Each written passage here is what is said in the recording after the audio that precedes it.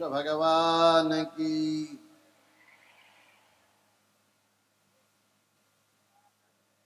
मंगलम कौशलेन्द्राय महनीय गुणाब्धये चक्रवर्ती तनूजाय सार्वभौमाय मंगलम। श्रियकान्ताय देवाय कल्याणनिधयर्थिनां श्रीवेङ्कटनिवासाय श्रीनिवासाय मंगलम्। अतुलितबलधामं हेमशैलापदेहं धनुजवनकृशानं ज्ञानिनामाग्रगण्यं सकलगुणनिधानं वानराणां मधीशं रघुपतिप्रियभक्तं वातजातं नमामि। मनोजवं मारुततुल्यवेगं जितेन्द्रियं बुद्धिमतां वरिष्ठं पदात्मजं वानरयूथमुख्यं श्रीरामदूतं शरणं प्रपद्ये। उल्लङ्घसिन्धोः सलिलं सलीलं यशोखवाग्निं जनकात्मजाया आदाय तेनेव ददाह लङ्कां नमामि तं प्राञ्जलि आञ्जनेयं। हनुमानञ्जनी सूनो वायुपुत्रो महाबलः श्रीरामेष्टफाल्गुंसकपिङ्गाङ्क्षोभितविक्रमः उदतिक्रमणश्चैव सीताशोकविनाशनः लक्ष्मणप्राणदाता दशग्रीवशदर्पः द्वादशेतान्नामानि कपीन्द्रस्य महात्मनः स्वापकाले प्रबोधे च यात्राकाले च यः पठेत् तस्य सर्वभयं नास्ति रणे च विजयी भवेत्। धनधान्य भवेत् तस्य दुःखं नैव कदाचनः श्रीजानकीश्वरपदाब्जधनं महान्तं श्रीबालदेशिकपदाम्बुजभृङ्गराजं श्रीवीरराघवदयैकविवृद्धबोधं श्रीश्रीधरार्यमनीशं गुरुमाश्रयामास्मद्गुरुभ्यो नमः। गोपाल कृष्ण भगवान की, श्रीदास हनुमान जी महाराज की। समुपस्थित विद्वत मंडली, आचार्य गण लोग, विद्या प्रेमी महानुभावों, प्रियकारी छात्रवृंद, भगवान लक्ष्मी वेंकटेश की असीम अनुकंपा देखो। चराचर जगत के मालिक आपके सामने अपना विवाह रचाते हैं और इस प्रकार भजनों की वर्षा के साथ आनंद विभोर करते हो। विद्यार्थियों के जीवन में कितना अच्छा सौभाग्य है कि विद्याधीन के साथ साथ वो संस्कार सीखते हैं। क्या जरूरती है संस्कार की? लोग बोलते हैं संस्कार, क्या जरूरत है संस्कार की? किसी अशुद्ध वस्तु को निकाल देना, संस्कारित कर देना होता है। किसान भी अपने खेत को संस्कारित करता है। बीज बोने के पहले निराई गुड़ाई करता है। जो ज्यादा तत्व है, जो फसल को नुकसान देने वाले बीज है, उनको नष्ट करता है, भूमि को शुद्ध करता है, बार बार उसमें पानी इत्यादि के शुद्ध करने के बाद फिर बीज बोता है। ऐसे ही अध्यापक लोग भी अपने छात्रों को संस्कारित करते हैं। यहाँ उनमें कोई प्रकार का व्यसन हो, कोई प्रकार की ऐसी घटनाएं जो हैं, उनको हटा करके विद्या अध्ययन कराते हैं। जो संस्कारित विद्यार्थी जब विद्या अध्ययन करता है, संस्कार परिपूर्ण, वो किसका चित्त नहीं खींचता। विद्वान की बोलने की भाषा ही ऐसी सुंदर और आकर्षित हो जाती है। बोलने में शिष्टाचार जब आएगा, झुक कर के बोलेगा, तो सुनने वाला भी आकर्षित हो जाता है। ऐसे विद्वान हो जाना कोई बड़ी भारी बात नहीं। रावण भी बड़ा विद्वान था उस समय का, किंतु उसके कार्यकलाप अच्छे नहीं थे। रावयती थी रावण, जो रुलाता था अपने कर्मों के द्वारा, कष्ट देता था माँ को भी, पिता को भी, समाज को भी, तो संस्कार नहीं मिले। उसके खान पीन रहन सहन ब्राह्मण होते हुए भी ऐसे मित्र मंडली में बैठा के अशुद्ध हो गया। यहाँ पर विद्यार्थियों को संस्कार देते हैं भजन के साथ, ये वातावरण के साथ। अभिवादनशीलस्य नित्यं वृद्धोपि शैविनः चत्वारि तस्य वर्धन्ते आयुर्विद्या विशोबलम।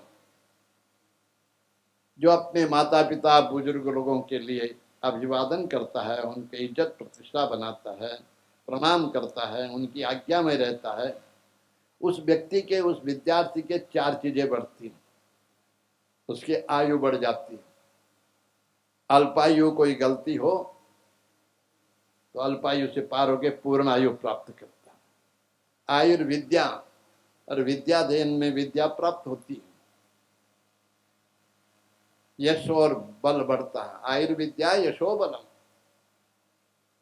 यदि उसमें अभिवादनता है, झुकने का है, तो जल्दी विद्या प्राप्त हो जाएगी। गुरु शुश्रूषया विद्या, सबसे पहले गुरु की आज्ञा और सेवा से ही विद्या प्राप्त होती है। गुरु कैसे? महाभारत का प्रसंग आता है। गुरु के लिए, अध्यापक के लिए पुत्र से भी बढ़कर शिष्य होता, छात्र होता। पुत्रात अनंतरम शिष्य, पुत्र से भी बढ़कर शिष्य होता है गुरु के लिए। महाभारत का प्रसंग सब जानते हैं। अश्वत्थामा द्रोणाचार्य जी का पुत्र था। अश्वत्थामा की माँ भी कहती इसको ये विद्या सिखाओ, ने बोले लायक नहीं, इन विद्याओं का दुरुपयोग कर सकता है कि किससे? मित्र मंडली गड़बड़ है। ये दुर्योधन इत्यादि के पास, ऐसे लोगों के पास बैठता उठता है, इसकी मित्र मंडली गड़बड़ है। पुत्र को सारी विद्या नहीं सिखाई, शिष्य को सिखाई अर्जुन को। यहाँ भी अध्यापक लोग कितने कष्ट से जल्दी सुबह, हमें पता है, सुबह 4 बजे उठते हैं। जब उनसे बात करता हूँ, नहा धो के पवित्र होकर ये सज धज करके आपके क्लास में 6 बजे पहले पहुंच जाते हैं। जिन्होंने कितना तप करके विद्या अध्ययन किया होगा, वो विद्या आपको देते हैं, जो सबसे बड़ा रत्न है। विद्या धन से बढ़कर कोई धन नहीं। वो विद्या धन जो विनीत छात्रों को मिलता है। कैसा? स्वदेशे पूज्यते राजा विद्वान सर्वत्र पूज्यते। विद्वान सब जगह पूजित होता है।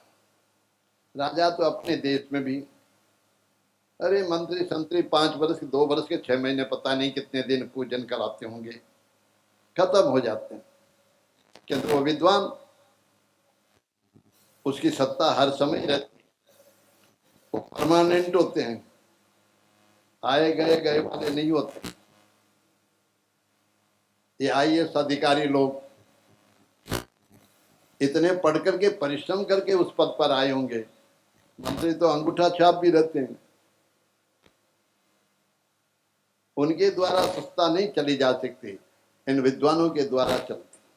वो विद्वता, आप डॉक्टर बनोगे, आप वैद्य बनोगे, इंजीनियर बनोगे, ये विनीत भाव से विद्या।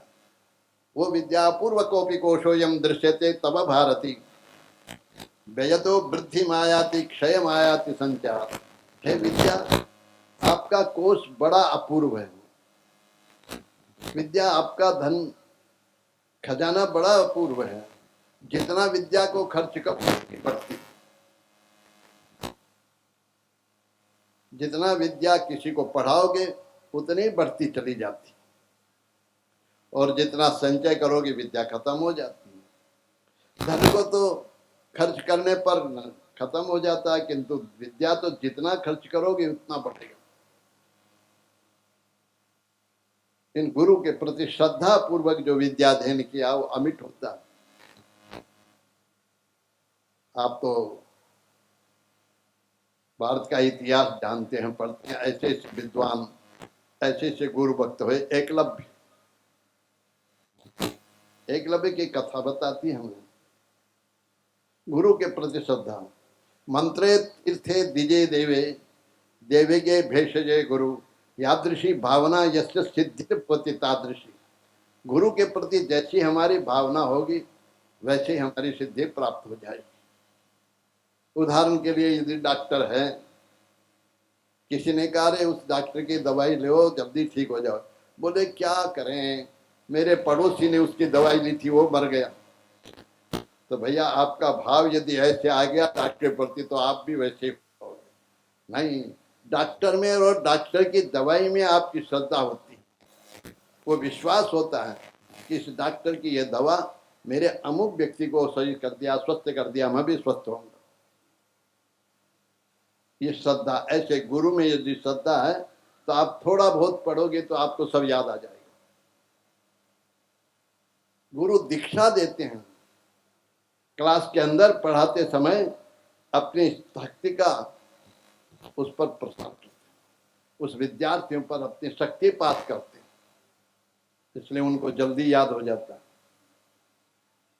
वो शक्तिपात गुरु तपस्या से करते, अपने जल्दी उठ करके अपने रोज के नियम पाठ पूजा करके फिर कॉलेज में जाते, और उस शक्तिपात के द्वारा विद्यार्थी, इसलिए आपके एलएन 1 नंबर आता है। तो किस कारण? उन विद्यार्थियों को उन गुरुओं की तपस्या का फल मिलता है, उनका आशीर्वाद मिलता है। विनीत भाव से रहने वाले विद्यार्थी। एकलव्य की कथा बताती है, उसको द्रोणाचार्य जी के यहाँ प्रवेश नहीं मिला, किंतु उसकी इच्छा थी कि मैं इन्हीं से सीखूं। नहीं मिल पाया प्रवेश, क्यों? राजकुमारों के गुरु थे, दूसरे बनने नहीं दिया। आखिर में वो जंगल में जाकर के उन्हीं का विग्रह बना करके अपनी विद्या सीखने लगा। गलती होती, कान पकड़ता है, वापिस वहीं बैठ जाता।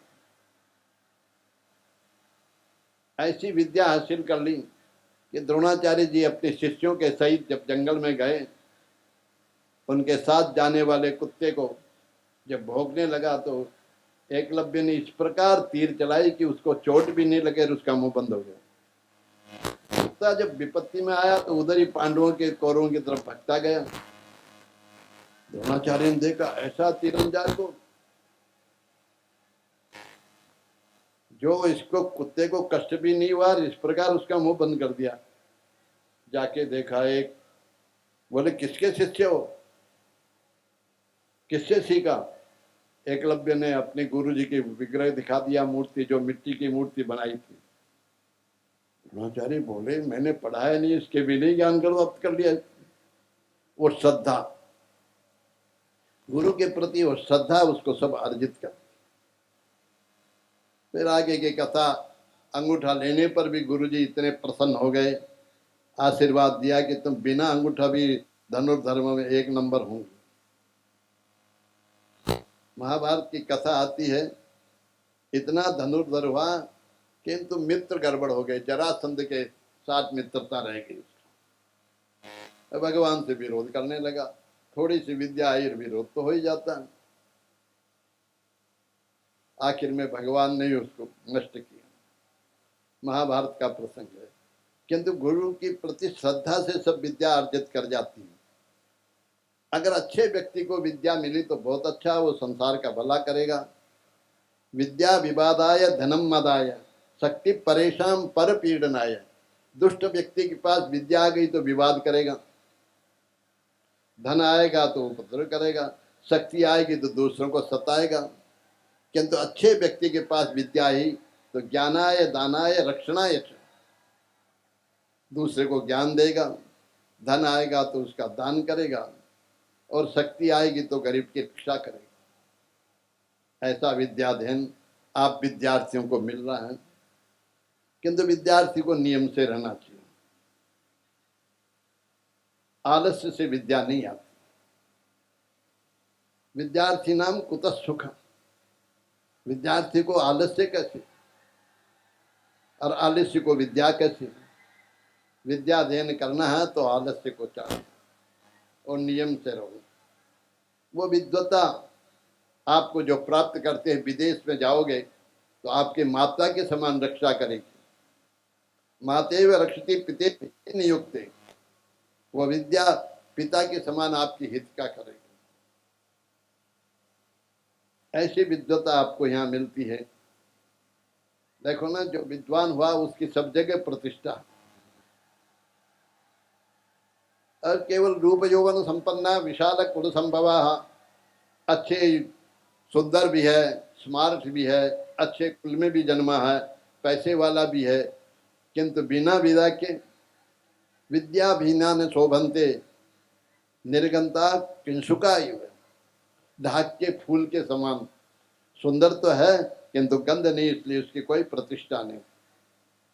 यदि विद्वता है तो उस मन की प्रतिष्ठा, विद्वान की ही पूजा होती है। न चोर्यहारम न भ्रातृभाजम, इस विद्वता को जो आपने डिग्री हासिल कर के, इसको कोई चोर चुरा नहीं सकता। आप डॉक्टर हो गए, इंजीनियर हो गए, आईएएस हो गए, चोर चुरा नहीं सकता। राजा भी उस पद का हरण नहीं कर सकता विद्या को, भाई भी पाती नहीं कर सकता। एक भाई का दे तो सीए हो गया, आधी पाती मेरे को दे। भाई के जब बंटवारा हो गए तो उस विद्वता की बंटवारा नहीं हो सकता। धन का बंटवारा हो सकता, जमीन जायदाद का बंटवारा हो सकता। न चोरिहारम राजभार्यम न भ्रातृभाजम व्ययकृते वर्धते एव नित्या, विद्याधन सर्वधन प्रधानम, वो विद्याधन सर्वधन में प्रधान, वो आपको प्राप्त हो रहा है। उपनिषद काल में, वेदांत के काल में उद्दालक की कथा आती। उद्दालक ज्यादा वर्षा के कारण आश्रम में पानी भर रहा है, खेत में फसल नष्ट हो रही है, तो गुरुजी ने, धौम्य ऋषि ने कहा, रे उद्दालक जाके बाढ़ पानी को रोक ले। हो गया, पानी रुका नहीं, बहुत कोशिश करी, बोले ये तो फसल ही नष्ट हो जाएगी। तो उस बाढ़ के सामने खुद ही लेट गया, रात भर लेटा रहा, सच ठंडा हो गया। गुरुजी ने देखा आया नहीं, तो जाके देखा तो वो सन्न हुआ। गुरु प्रसन्न हो गए, इसने तो इतनी रक्षा करी। उठा के छाती से लगाया। दूसरे विद्यार्थियों को ईर्ष्या द्वेष तो हुआ, किंतु गुरुजी ने कहा, आज से तुम हमारी आज्ञा से, तुम्हारे को हमारा आशीर्वाद है, सब विद्या में पारंगत हो। वो उद्दालक जिसका नाम अजय था, उसके गुरुजी के कारण उद्दालक, खेत का वो पानी की बाढ़ रोकी, इसलिए उद्दालक नाम पड़ा। वेदों में उसका नाम आता है, उसके अनुसार होता है। वो गुरु की शुश्रूषा से, सेवा से सब विद्या प्राप्त कर ली। आप भी इसी प्रकार अपने नियम से रहते हुए, ये एलन का तो नाम होगा किंतु उस विद्यार्थी का नाम भी होगा, फिर कोटा का नाम भी आएगा। भाई कोटा में पढ़ाई करने, आज देखा ना एक विद्यार्थी तिरुपति से यहाँ आके पढ़ रहा एलन में। मैंने कहा भाई तिरुपति में भी तो है एलन का, जाके आए हूँ। बोले यहाँ पढ़ाई और अच्छी होती है, अध्यापक अच्छे रहते हैं। देख लो ना, यहाँ के अध्यापकों की कहाँ कहाँ स्तुति होती है। वो मेहनत करते हैं, वहाँ के भी करते होंगे, किंतु ये जो मेहनत करते हैं सुबह जल्दी उठ करके, आप विद्यार्थी भी जल्दी उठो। मस्तिष्क का कार्बन सुबह सुबह ताजा रहता है। रात्रि में तो दिन भर के परिश्रम के कारण वो कमजोर पड़ जाता। पहले जो टाइप होती थी ना कार्बन पेपर पर, बार बार टाइप होने पर वो धीरे धीरे धीरे धीरे अक्षर पूरे नहीं उगरते थे, याद नहीं रह पाती। और सुबह सुबह इतना ताजा रहता है कार्बन मस्तिष्क का कि एक बार पढ़ते ही याद हो जाएगा। इसलिए बड़े पदाधिकारी से पूछो कि कब पढ़ते थे, तो सुबह 4 से 6 ही पढ़ता था। उस समय ये मस्तिष्क इतना कुशल रहता है कि वो उसको ग्रहण कर लेता है। इसलिए आप भी जल्दी उठो। जल्दी उठ करके जब पढ़ोगे तो आप एक से एक डिग्री प्राप्त करोगे, देश की भी आपकी उन्नति होगी, आपकी उन्नति होगी।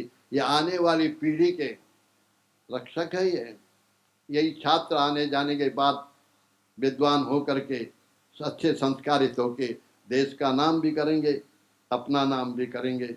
इन्हीं शब्दों के साथ भगवान से प्रार्थना करते हैं, हमारे दास हनुमान जी महाराज से, जिनकी कृपा से ये एलन चल रहा है। आपके यहाँ भी हनुमान जी ऐसी कृपा करें। नित्य श्री नित्य मंगल श्रीमन नारायण।